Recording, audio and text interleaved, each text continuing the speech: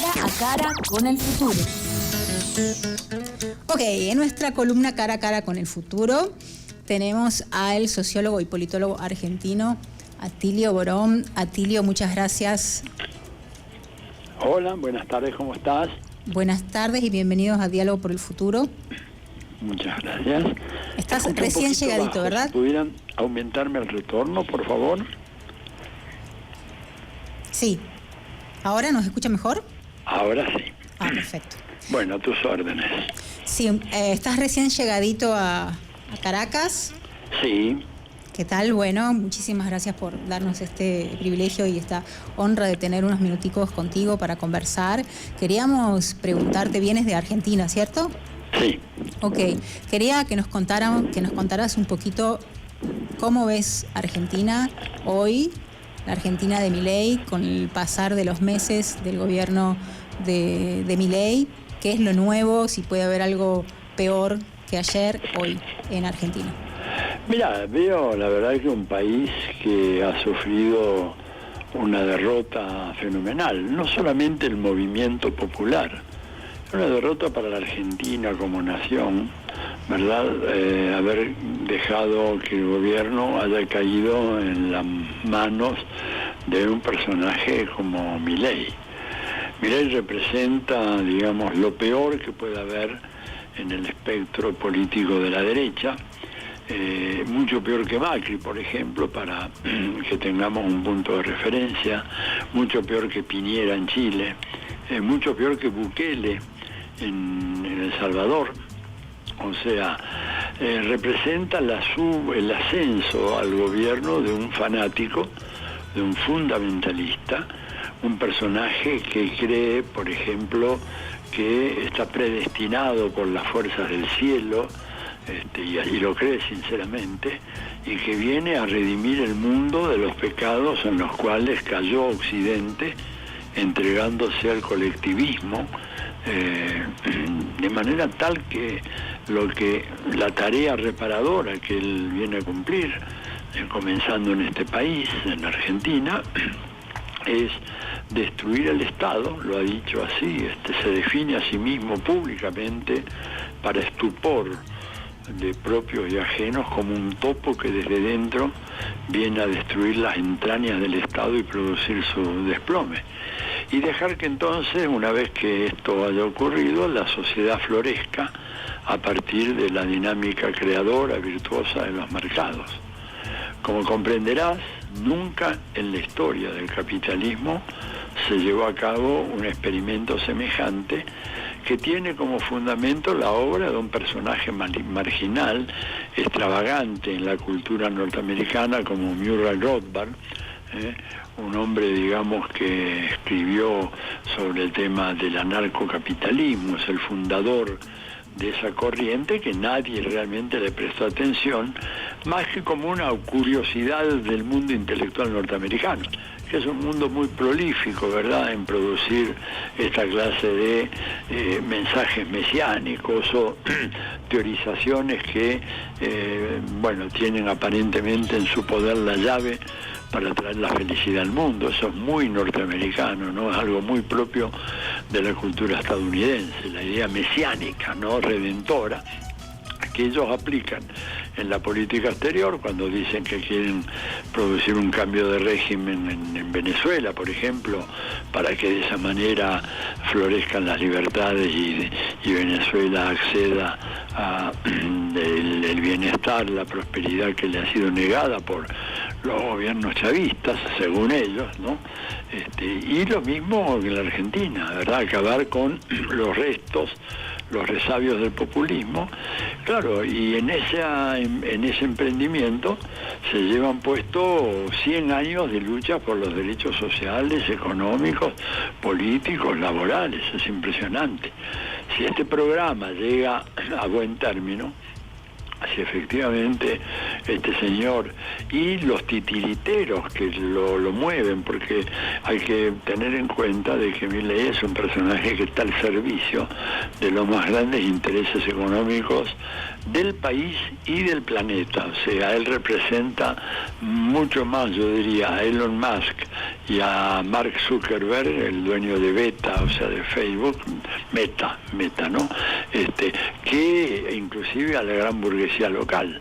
Él representa eso, el capitalismo en su forma más exponencial, más brutal, más planetaria y global, y con absoluto desinterés por lo que pueda pasar en el país, en la sociedad. Y él por eso no es casual que en su mesa de trabajo, en la presidencia de la República, tenga una estatuilla de Margaret Thatcher, ¿no es cierto?, que fue un personaje siniestro, una criminal de guerra, una persona que ordenó hundir un barco, una nave de guerra de la Argentina que estaba fuera del área de exclusión que habían fijado los británicos en la zona de las Malvinas, estaba bastante lejos de esa área, pero Margaret Thatcher dio la orden de hundirla, y mandó a la muerte en ese solo acto a más de 300.000 jóvenes argentinos, pese a lo cual este personaje es considerado como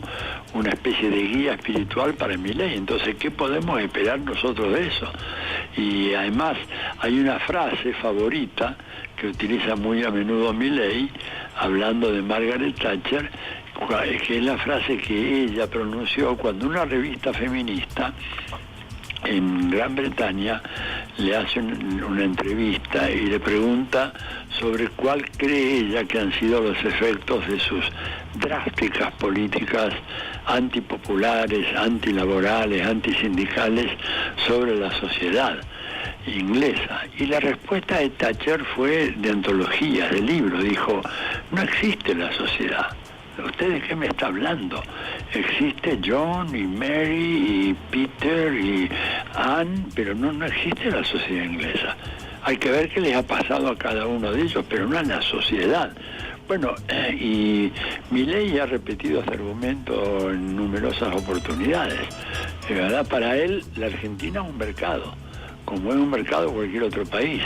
La idea de que hay una identidad histórica, un destino común, un futuro compartido, una historia pasada de luchas, etcétera, es absolutamente ajena a su pensamiento y por eso actúa como actúa. Atilio, ¿tú recuerdas esta consigna que se menciona siempre: los pueblos tienen los gobiernos que se merecen? ¿Tú crees que la sociedad argentina está loca y por eso tiene a un loco de presidente? ¿O tú no consideras que Milei sea loco realmente? No, yo creo que esa expresión, que es muy extendida, muy común, ¿no?, es equivocada, porque sobre todo con los cambios que ha habido en la sociología de las sociedades contemporáneas, que se han vuelto sociedades mucho más vulnerables a los mensajes de odio que transmiten los medios de comunicación de masas, que están bajo un control prácticamente absoluto del imperialismo norteamericano y sus vasallos. Uno lee la gran prensa europea o la prensa hegemónica en América Latina, bueno, y realmente es un ejercicio inútil, porque basta con leer el Washington Post o el New York Times para saber exactamente bien qué es lo que van a decir, solo que estos te lo dicen en castellano o, en el caso de Brasil, en portugués. Y no hay rendija posible, no hay ni la menor grieta por donde se pueda filtrar un pensamiento que haga que la gente piense, que reflexione. La idea del ciudadano de la democracia o de la ciudadana de la democracia como un ser pensante que razona, que sopesa los argumentos, que decide en función de eso, es completamente ajena a esta nueva forma de sociedad, en donde el manejo de los sentimientos, de las creencias, de los valores se realiza a partir de ese monopolio fenomenal que existe prácticamente en todos nuestros países. Venezuela obviamente es una excepción, Cuba, Nicaragua, pero el resto del mundo, cuando uno lee la prensa europea, si arranca con Portugal y termina con Estonia o con Polonia y recorre todo el continente europeo y dicen lo mismo, las prioridades son las mismas, las fotos son lo mismo y el control que tiene Estados Unidos, ¿verdad?, a favor de su enorme y muy sofisticada industria cultural, hace que los pueblos elijan y elijan mamarrachos como Milei. Pero no es que nos merezcamos eso, digo, Argentina no mereció tener la dictadura militar genocida que tuvimos, Chile no mereció tener a Pinochet, los brasileños no merecieron tener una dictadura que duró 21 años. Es absolutamente injusto pensar que hay ahí un castigo merecido, digamos, qué mal hizo la gente en Brasil para merecer una dictadura de 21 años, o la de Bolsonaro. Chile, Pinochet 17 años, digo, lo que pasa es que hoy en día las sociedades son muy vulnerables a estos mensajes y que están potenciados además por las redes sociales, que hoy en día, digamos, se constituyen en un factor decisivo en la conformación de los imaginarios colectivos. Y por eso, digamos, sumado a la frustración que han producido algunos gobiernos progresistas en la Argentina, concretamente el gobierno de Alberto Fernández, ¿verdad?, que fue un gobierno que tuvo sus claroscuros, ¿verdad?, que luchó bien contra la pandemia, que aumentó el empleo, que mejoró la actividad económica, pero que todo eso queda borrado de una manera brutal cuando se comprueba que el marco de todos esos fenómenos económicos fue un marcado deterioro de los salarios de los trabajadores, del ingreso de las capas y papas populares y de las pagas a los jubilados y a los pensionados.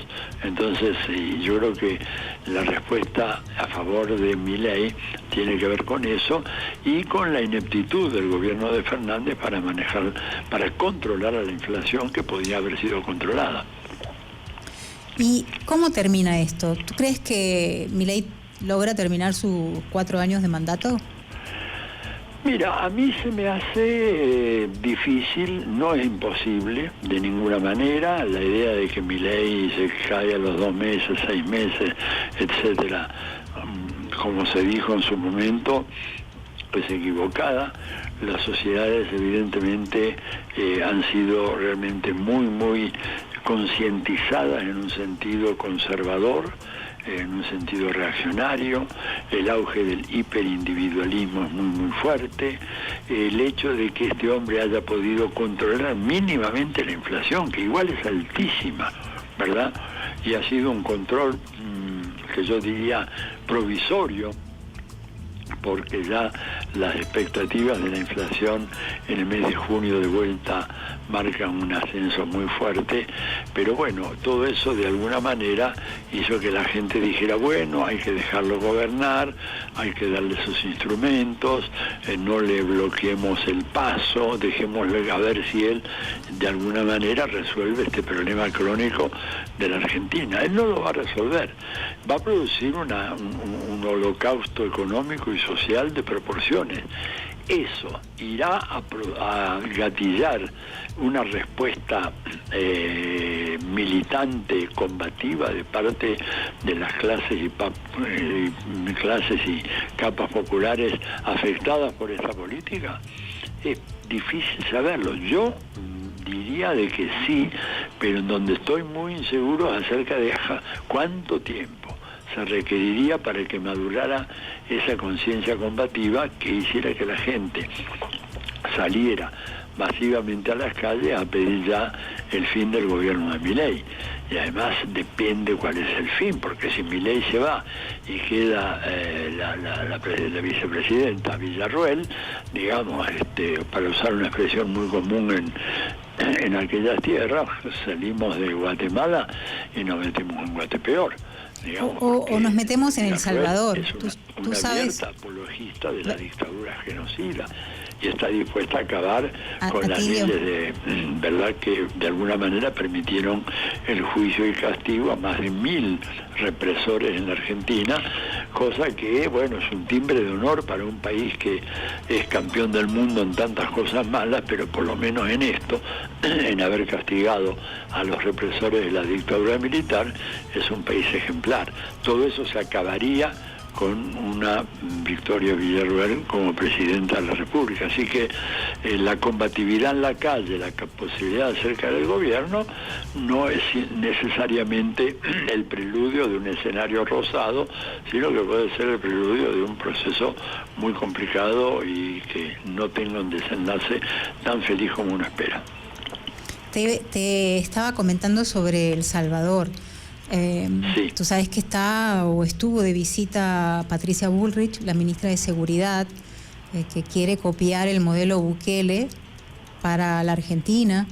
Entonces quería tu reflexión sobre esa visita y si ves... Sí, la ministra Bullrich, que es la ministra de Seguridad, para quienes nos están escuchando y no están muy al día, fue allá y hizo una visita a algunas de las cárceles de máxima seguridad que tiene Nayib Bukele en El Salvador. Yo creo personalmente que la aplicabilidad de esa metodología en la Argentina es prácticamente nula. En el caso de El Salvador había una situación absolutamente límite en donde las peleas entre las pandillas había llegado al punto de destrozar el país. Este fue un plan premeditado que el gobierno de Estados Unidos puso en ejecución, porque no tenemos que olvidar que esas pandillas no estaban en El Salvador, sino que fueron enviadas en el momento en que asume el gobierno Salvador Sánchez Serén en nombre del Frente Farabundo Martí de Liberación Nacional. Y lo que hizo el canalla de Barack Obama fue mandar a todos los más presos que estaban en las cárceles de Estados Unidos, sobre todo en el sur, en California y en algunos otros estados, pero no solamente los mandó, sino que les limpió a todos los antecedentes, su dossier, su prontuario. Fue suerte tal que cuando llegaban a El Salvador, las autoridades salvadoreñas no tenían ningún motivo para rechazar la llegada de esas personas, cosa que sí hubieran podido hacer si sus prontuarios criminales hubieran estado vigentes, pero el gobierno de Estados Unidos los eliminó y eran personas aparentemente intachables. Venía Juan Pérez, ¿no es cierto? Bueno, resulta que Juan Pérez estaba en la cárcel por narcotraficante, por violador, por ladrón y por haber asesinado a 2 personas. Sin embargo, cuando llegaba ante las autoridades del aeropuerto, ahí en San Salvador, aparecían con un pasaporte limpio, ninguna orden de captura del FBI, de la Interpol, y bueno, y llegaron y al día siguiente empezaron la matanza. O sea, ese escenario no es el escenario argentino, aunque las políticas de ultra neoliberalismo anarcocapitalista de Milei, al querer dolarizar a la economía argentina y al desregular el conjunto de la vida económica, pueden preparar un terreno enormemente favorable para que las bandas de narcotraficantes se instalen en la Argentina, que sería una especie de paraíso gigantesco, paraíso fiscal, sin ninguna clase de regulación, y en donde podrían llevar a cabo sus actividades delictivas y poder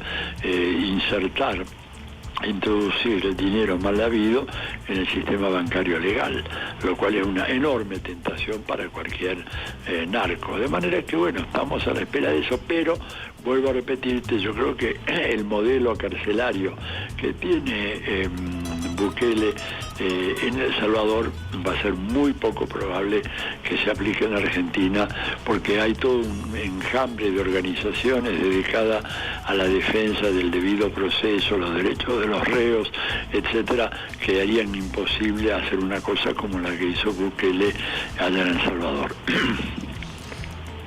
Te traigo a Venezuela. ¿Cómo ves? Sabes que oficialmente todavía no inició la campaña electoral presidencial. La campaña oficialmente es del 4 al 25 de julio. Pero de cierta manera ya estamos, obviamente, en ambiente de campaña. Entonces te quería preguntar, ¿cómo ves a Nicolás Maduro ¿Cómo ves la campaña en general y cómo ves en particular o en especial a Nicolás Maduro frente a las próximas elecciones? Mira, yo creo que es un gran candidato, un hombre que tiene una experiencia de gobierno muy, muy importante, que ha sabido demostrar que es un gran piloto de tormentas, tiene una fuerza, lo he visto en varios actos de campaña, porque si bien no empezó formalmente, informalmente, tanto el oficialismo como la oposición hace ya largas semanas que están en campaña. Creo que Maduro, me parece a mí, que lleva todas las de ganar, aunque evidentemente la situación económica de Venezuela, si bien ha mejorado mucho en los últimos tiempos, sigue siendo un país víctima de una agresión económica, política, diplomática, mediática, administrada por Washington, y eso evidentemente lo que no es otra cosa que una política destinada a producir dolor. ¿No es cierto? Esto lo dice uno de los máximos intelectuales, teóricos de la política de las sanciones, ¿no es cierto? O sea que es toda una nueva concepción desarrollada por el Departamento de Estado y el Pentágono, es decir, cómo hacer sufrir a las poblaciones, cómo provocarles un sufrimiento cada vez más fuerte para que de esa manera se revuelvan en contra de sus legítimas autoridades.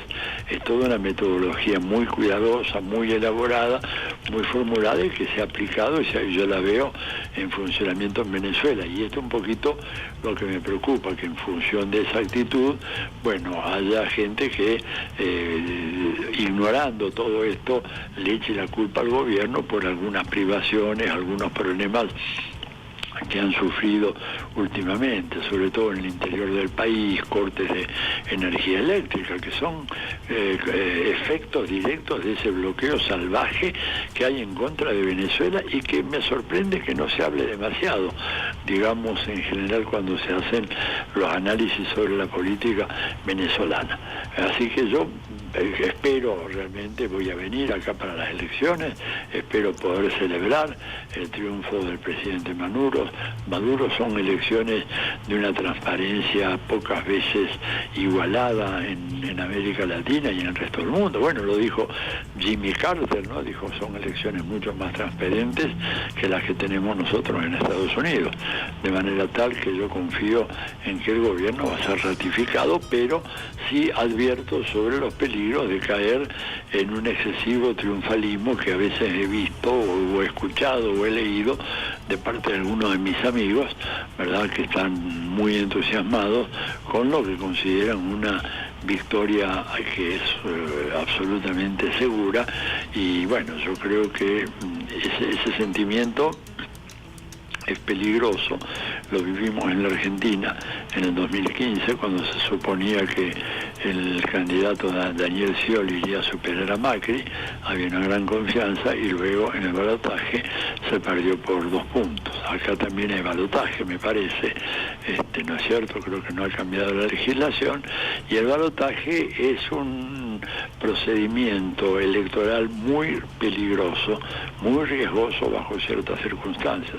Así que yo recomendaría seguir fuerte en la militancia, en la búsqueda del voto casa a casa, puerta a puerta, y no dar por ganado un partido hasta que el árbitro no haya dicho que el partido terminó y consagra a las fuerzas del chavismo nuevamente como vencedoras.